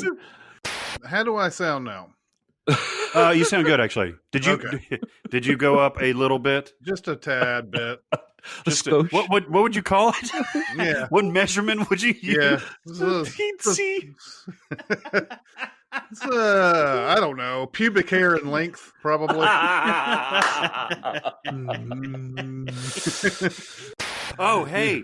I finally watched the score the other day. It was on yesterday. I watched part of that. What'd you think? Movie fucking rules. It ends really abruptly, but everything is in place. Like, it's really a well laid out story. Yeah. And seeing all three of those guys, like when they're lounging and they're planning and stuff like that, the three different generations of like amazing actors. Yeah. This like gave me goosebumps. Like, that was really fucking cool. And the Brando heist wasn't playing his regular like Brando type of thing. The final actual heist is like 35 minutes of like tense ass shit. Yeah. And what I love is the whole movie. Not to spoil, you haven't seen it, Chris, right? I haven't. It came out in 2001 when I was out of movie theaters. And all right, so not to spoil anything, but the movie never tells you how he's going to get the safe open. They just have these cute little conversations where he shows a picture and says, just science, stuff like that. And when he finally opens the safe, it's pretty fucking awesome. Yeah, it is. And everybody gets a chance to act. I really, really like it. It's an underrated gem. I thought, Chris, you had recommended that to me, so I guess it was Jeremy that did. I've seen a lot of heist movies, but I have not seen that one. You would fucking love this one, man. It's Frank Oz did it, which is so weird. Oz. Yeah, Frank Oz somehow got Brando, De Niro, and Norton all in one room. Well, I'll tell you what, Norton plays, you said it came out in 2001. He kind of plays that enfant terrible type of cat that he, like Rounders, he's playing a similar character to that. Like he's playing a fairly similar character to his one in Birdman. Like there was a run there where he was just playing kind of like manipulative assholes. You know what I mean? Yeah, yeah. Yeah. I don't think that movie was well received when it came out, though. The score? Yeah. I think it's gotten sort of a reputation since, but I don't think people liked it when it came out. I don't think it, because I think it played up, the trailer played up, if I remember right, the trailer played up the heist elements, and it's really much more of a dramatic movie that has a heist in it. So it's not as kinetic as the trailer made it appear. Yeah, that's true. It's not all like, safe cracking and running away from cops and shit like that. It's almost, it's almost like Heat, in that Heat has a couple of big action set pieces, but most of Heat is just talking. And people forget that until they watch Heat for the fourth or fifth time. And it's awesome talking. I'm not ripping on it. But this movie's like that. It's like there's a couple of really cool set pieces that are heisty, and then the rest of it's just talking. But it's cool. And Angela Bassett actually has a character in this. Yeah, she not just say angry at the something president and leave for 90% of the movie. Those were great days back in the early 90s to 2000 or whatever. She actually had roles in movies, and she wasn't just, coming in. And it's like everybody who cast Angela Bassett now is like, I saw you in Contact. I know what you can do. But, Stella Got Her Groove Back is a decent movie, actually. I don't think I ever saw that one. I don't think I've seen it. She fucks Omar Epps, Taye Diggs. Taye Diggs. Yeah. Taye Diggs was hot. He gets a groove all over Taye Diggs. Well, Taye Diggs back in that day, God. Man, I would fuck him. Yeah. Taye Diggs. Get your groove back. There's some is it a Shaggy song from How Stella Got Her Groove Back that has Regina King, and it has who else is in it? It was just fun seeing all of them in a music video way back in the day, and like everybody from the movie is in there. Yeah, well, and it's a good song. Waiting to Exhale. What was was it I'm Every Woman was Waiting to Exhale with Whitney Houston and all that cast too. Yeah. I'm singing it in my head. Anything I want done, baby. Now I'm singing it out loud. I do it naturally. I don't know. Oh, it's it was Shaggy. It was Janet Jackson and Shaggy. It was Love Me was the Love Me, Sex Machine. Yeah. You've heard Shaggy talk in real life, right? Yeah. And it's just like a regular dude, and then all of a sudden he's like, yeah, he there was during all this quarantine stuff, MTV has gotten a lot of artists from their home doing songs that they're known for and everything, and Shaggy's got two of them because he's got It Wasn't Me. Nice. Like he's got a 2020 version of it or whatever, where he's in his house and there's a guy on a screen behind him singing all the main things while he does all the other, the other shit. And, but man, that's some funny stuff, man. That quarantine stuff, you get a bunch of people who are doing some really honest, unplugged versions of their songs. But then you get like people like Jewel and JoJo, who are just like, I'm just gonna belt this out, and it doesn't matter if it's good or not. It's like JoJo goes off the rails in hers, man. It's just, really, she sings something where it's just like just like almost screaming. Joey Jojo Shabadoo. Oh, man, that's the worst name I've ever heard. Hey, Joey Jojo, come back! Hey, Joey Jojo! Somebody sent me a series of videos that this is a guy who I guess it's a guy playing like he's a guy from New Zealand, and he's talking about decks, like decks on your outside in your house or whatever. But because it's New Zealand, it sounds like dick. And these people did a series of videos where they're playing on that, and it's one joke the entire. I mean, but it's funny because he's like we got you. So we manufacture something called dick sealant. Where I didn't tell you you can cover up holes in your dick, and if your dick is soft, we can make it hard. Everybody will be looking at your dick. Oh, Jesus Christ. It's worth watching, but like I said, it is one joke. And then they found another way to do it where it's like a deck is in like the stuff that you present in meetings and stuff like that. The deck that's from like a PowerPoint or whatever. Or like a slide dick. Fuck you! Don't say that! You're going to be bringing in the monster trucks to give you that therapy. Bigfoot will crush your anxiety. I've been working out with weights. I'm huge. Working out with weights. I've been working out with weights too. I've got a bench and everything. Do you really? I do. I've been doing dumbbells. Yeah, that's what I got. You doing the butterflies? Yeah, baby. Those really make you feel good, right? Yeah, and at various angles, dude. Like, I feel like the next morning I see progress. Yeah, but from what I read, don't do it every night because you're just doing it needlessly. Because your chest muscles really need a day or two of rest in between each workout, and they continue to grow while they rest. So, so you that's why you do like leg day, and then you do arm day, and I don't do leg day. Fuck leg day. I just do arm day and then take a day off. Did you see the story? I saw this yesterday or the day before about the John Wick movies.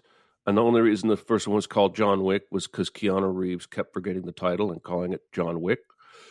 And it was originally titled Scorn. And he was even doing interviews and talking about the movie that they were making, and he kept calling it John Wick. And eventually the directors in the studio were just like, we got all this free pre-branding already. Let's just call the movie John Wick. And the article ended with one of the directors saying, I can't even imagine it being called Scorn now. Yeah. I thought that was a very funny story. It probably wouldn't have done anything if it was called Scorn. Yeah, there's a very good argument to be made there. After I finished something yesterday, I caught the beginning of the siege on John Wick 3, which is the perfect time to come in. And so like all the guys are the armored guys are coming in, and he gets the guns. And I just, witnessed like 25 minutes straight of like delight. I was like, yes, this is awesome. Because he's got a limited amount of bullets, but like even as a dude is clearly dead and falling off of a rail or something like that, he plugs him like 4 more times. It's so great. Yeah. It's so great. That's the fun thing about it is every time you think that somebody's dead, he just does more to them at the end. The thing that makes me laugh, like I've told you about this, the thing that makes me laugh so many times watching that is he clotheslines those fucking motorcycle guys. The guy he's probably unconscious or dead after that wreck, but then he gets up and just like starts blasting that guy. He just shoots him more afterwards. The one that gets me is early on in the knife museum, whatever the fuck that is, where there's at least 2 guys that he unnecessarily knifes a couple extra times. So that one last knife throw, wow, completely unnecessary. Oh, that movie is just pure adrenaline. Oh, it's so great.